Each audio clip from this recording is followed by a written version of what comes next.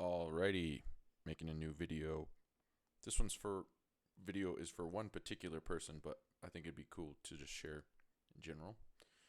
So you're welcome to watch, take notes, maybe make one of your own, or maybe I'll start making these for people. We'll see. So here I have kind of like your own little pedal, but if you notice, there's no on-off button and there's no battery plug-in. So what's this thing for? What's this thing doing? So it began via actually building this bass. You can barely see the headstock, and I wanted that bass to be good for recording. So that means the ability to alter your sound in a number of ways and to have lots of like fine-tuned control for recording purposes, so that way you can have the exact sound you want. Because when it comes to a live scenario, right, there's lots of factors involved in live scenarios, such as the room, what amps you're playing out of, the volume level, all those different things that influence your sound. And so you just kind of go with the flow a little more, right? But when you're recording something, you want it to be perfect, because it's like a picture in time, and that's how it's going to stay, that recording. So you're going to take the time to make it sound good. Okay, so long-winded, blah, blah, blah, blah, blah. What are you getting at here, Andrew? All right, so what I did on the bass was I put a bass cut dial on there. And so as you turn your knob, you're actually cutting out the deepest bass frequencies. And that is beneficial for a hefty bass guitar, such as a Thunderbird, where you have two, oh, and there's another Thunderbird right over there behind me. Two humbuckers, a ton of low end. It's so much low end, it's actually out of control. And it's nice to be able to kind of get some control back into exactly how that low end sits. Now, well, clearly you can do that inside your studio, so why do it, in like pedal form? And the answer to that is your quality of your recording is determined by the quality of your signal that you send into your computer. So the better you get your signal going into your computer, the better it's going to be. To top it off, if you get the bass frequencies under control before they hit your mic preamp, then you can actually stand to turn your mic preamp up a little more, which will give you, once again, a better quality signal. So it's beneficial for your recording. Now, after that, I had an idea, well, I should also have, different tone controls. So that was, once again, something that I put on the bass guitar. After that, I knew, especially for like Thunderbirds and whatnot, to have a little bit of a growl is part of kind of like the Thunderbird tone, is like having, like some special growl. So I put a growl knob on that Thunderbird. And so as you turn it up, as you turn up that growl knob, it starts sounding a little more distorted, but it has kind of like a fuzz aspect to it as well. So clearly, you're going to want your amp's going to do the heavy lifting, but those knobs were giving me this extra level of control for my recordings. But I liked it a lot, and I wanted it for all of my guitars. After I did it, I was like, this is amazing. I want this on my regular guitars. I want this on my other basses. I want it on everything. So that way my recordings will, get to that kind of next level that I'm always craving. So here's the cool thing, is all of those extra knobs and fancy things I did on the bass were the last thing wired in, right? So I'm wiring in, my volume knobs, my pickups, all that stuff is in the very, very beginning part of the circuit. Right before it's coming out of the output jack is where my tone control extras were. So there's actually no difference for having them in, your control cavity in your guitar, or just literally having them external in a pedal form, basically. So that's what I did. So I went and I set it up so I can use this both for guitar and bass. So that way I have lots of flexibility.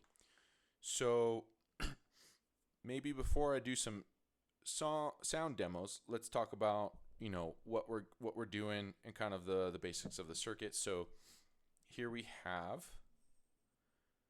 your guitar in. So this is fresh in.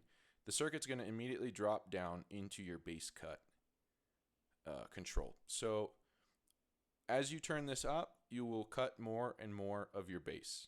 And how we do that is with a capacitor. And that capacitor is allowed to be parallel in the circuit, which will absorb your deepest frequencies as the resistance increases. When the resistance is 0, the capacitor is not doing anything. Now, the sad thing about the current way this is wired up, and definitely something that would need to be improved on a future iteration, is due to the way potentiometers work, as you turn this knob to 100%, you actually send your guitar signal to ground. And what that means is you actually completely cut suddenly your volume goes to nothing once this knob is at 100%. If you're just below it, you're fine. But as soon as you touch 100%, boom, there's no more sound. So typically I kind of treat 3/4 as like 100% bass cut. You can eke out just a teeny bit more, but you're running the risk. Okay, so that would be something that we would fix in a future iteration of the pedal. Now, I wanted this to be good for bass, and I want it to be good for guitar. So once you flip the switch, you're going to actually bring more capacitors into the circuit when you flip that switch. And when you bring more capacitors in, then you're jumping, because they're all in series, you're actually reducing, because they're all in series, you're reducing your capacitance value, and that actually increases the frequency that the cut is occurring at. So this is going to jump it from bass frequencies, and then it's going to jump it up to guitar frequencies that you're cutting. And so you'll notice that when it's in the up position, it's a much more aggressive cut, and your sound sounds more hollow, basically. So then now over here we have our tones. So this is one tone capacitor, and you just kind of treat that like normal. Here's another tone capacitor. And then this is basically like a blend knob of how strong that capacitor is in the circuit. So this is your normal, like if you left this at 100, this would be like your normal tone on your guitar. Let's say you like a particular amount that you turn your tone to. Now I'm going to like blend that in with the regular circuit, if that makes any sense. This is a fatter tone capacitor, and so it has a heftier, more muted sound. And so you can kind of dial in exactly how you want those three to all work together to get the sound that you want. And then lastly, here's our growl knobs. And so these are what's called anti-parallel diodes. And I have a germanium, a Schottky diode. Well, because there's always two of them. They're anti-parallel, so there's a pair. So 2 germaniums, 2 Schottkys, and then 2 yellow LEDs. So as we bring them in, they introduce their own type of growl. And what they're doing is as you turn the knob up, you're increasing the resistance, which allows the diodes to touch the circuit more. And what those are doing is they're anti-parallel to ground. So anything louder than a certain volume is going to have the top of its like its waveform cut off. When you cut the top of a waveform, you're making a square wave, and a square wave is distortion. So you're cutting off the tops. The more and more you turn up these knobs, you're allowing those diodes to color the tone. So let's now hear a demonstration of what these different things sound. In this scenario, I'm playing a guitar because I'm seeing if my guitar playing friend wants me to make him a copy of this.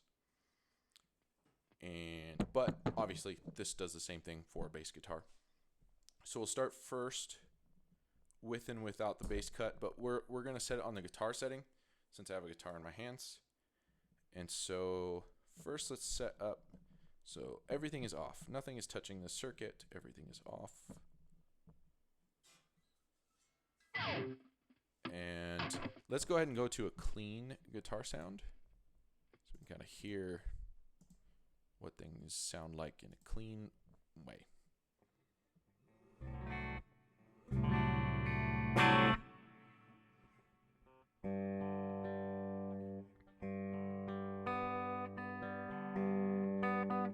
That sounds out of tune, doesn't it?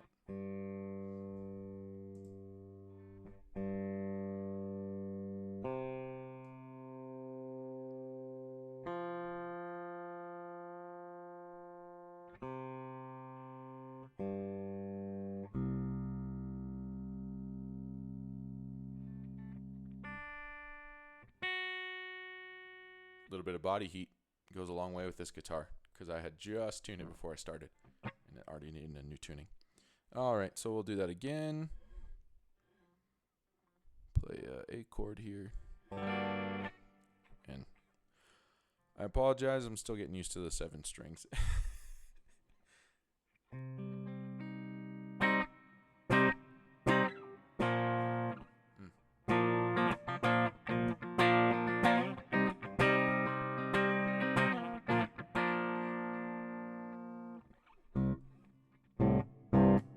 We're in drop C. Yeah, drop C.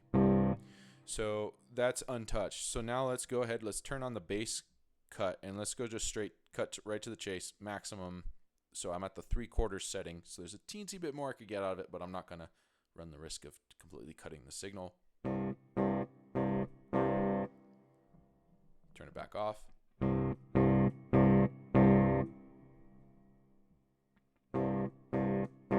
And so the bass level from the guitar has been cut down significantly.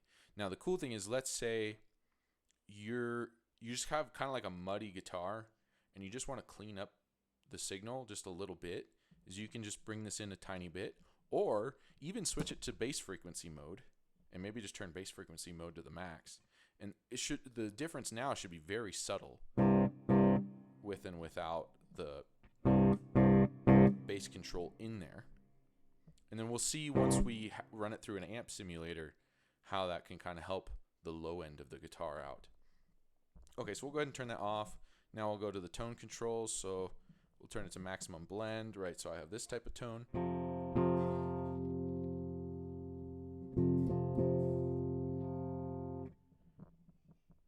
And then much heftier tone. Right, that's really, really cutting down the highs there. And then of course you can kind of decide how much those are in the circuit. Right, so I have some tone in there, but some highs because I rolled back the blend a little bit.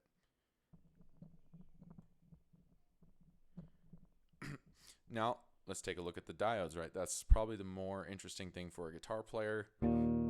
Think of it like you're almost got like a tube screamer, but it works different because it's not running off of a powered source. The nice thing is we don't need to worry about ground feedback. The downside is as you are bringing the diodes in, you're gonna be lowering the kind of like the maximum volume of your signal. But cool thing is, right, we can just go over to the mic preamp and turn up the mic preamp. So let's turn up our germanium.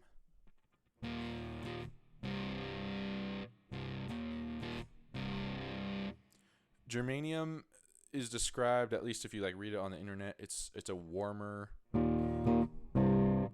more old school type of vibe. It might be like a really good, just kind of like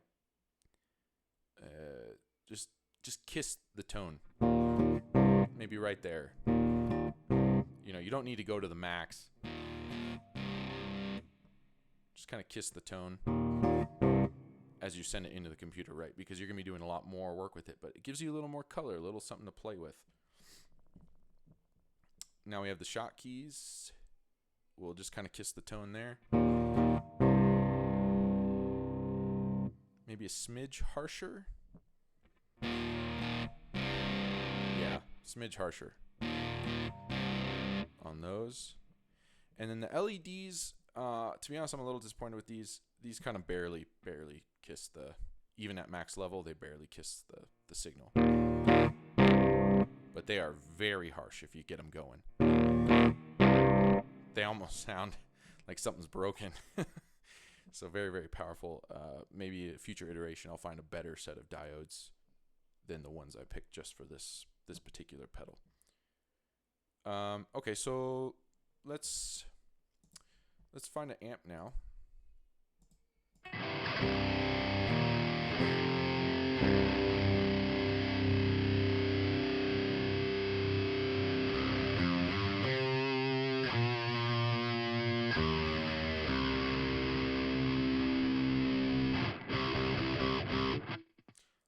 And let's do some bass cut and see if we can't get the kind of low end to be a little cleaner. I would say a bit too much.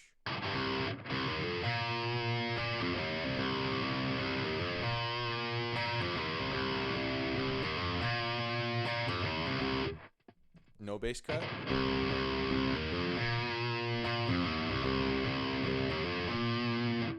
And then just kind of bringing that bass cut in a little bit.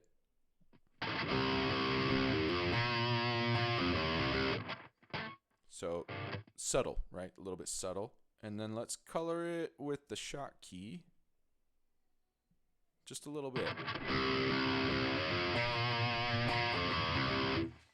Now my total volume has decreased, so I can turn that up now and kind of drive. I can drive it even more if I want.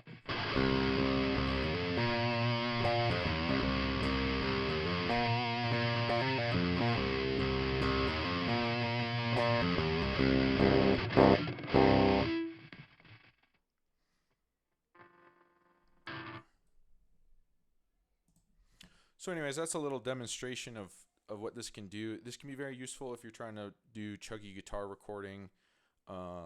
You want more fine-tuned control over like your tones rather than just a single tone knob in your guitar. You actually have different options that you can select from. And then the last thing you can do is you can color your tone with some like very basic distortions that are very, very as analog as it gets, basically, right? There's no digital processing in any of this stuff. It's all very analog. So it's very, very natural how it's affecting your tone. So yeah, it's something to consider. There's a little demonstration of how that works. And the cool thing is it's not super expensive to make one for yourself, but you just have to do a little bit of research and purchase, the different value things that you need, right? So like, this diode sounds better if you use a 500K pot. You get better control if you're using a linear versus an audio taper pot. For this particular bass cut, I want the frequency to occur at, let's say like 125 hertz. So I'm going to need this capacitor to make that happen. Different things like that you have to do a little bit of research if you were to make your own. But it didn't take me very long to put together. And yeah, just a couple of Google searches to figure out the numbers that I wanted. And then it's just solder away. This little aluminum box, real cheap on Amazon. The cool thing is you just drill out a couple little holes and put your knobs in there and you're good to go. So yeah, people let me know if you're interested in something like this. It was pretty easy to make. I can make a lot more.